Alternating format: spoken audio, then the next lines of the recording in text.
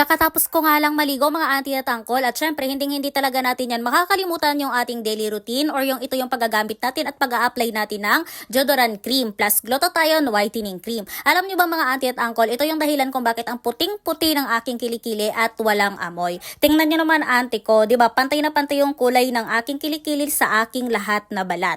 Kung maputi yung aking armpit, lahat ng katawan ko, syempre mga auntie ko, talaga naman pantay yan. Pantay yung kulay, di ba? Hindi yung ang itim ng kilikili mo tapos yung katawan mo ang puti, it's yucky. So alam niyo ba mga auntie at uncle, ito din yung dahilan kung bakit wala akong putok, walang asim, walang baktol, walang amoy bayabas sa aking kilikili. Alam niyo kasi mga auntie ko, sobrang init ngayon ng panahon, mas maganda talaga yung alagaan natin yung ating sarili. Yung talaga naman na alam natin, magiging conscious tayo sa ating sarili kung nangangasim ba tayo, amoy-amoyin natin yung ating kilikili. Hindi yung puro ka lang paganda, pero yung kilikili mo, amoy asim, amoy paksiw. So yung kagandahan kasi talaga yun mga auntie at uncle, kahit ang pangit lang natin tingnan or ang pangit ng mukha natin, yung pagmumukha natin, pero wala tayong anghit. Ayun yung pinakamaganda talaga sa isang tao, mapababae mayan o mapalalaki, kahit pangit ka, kung mabango ka, ay nako, panalong panalo talaga yung asawa nyo. Hala?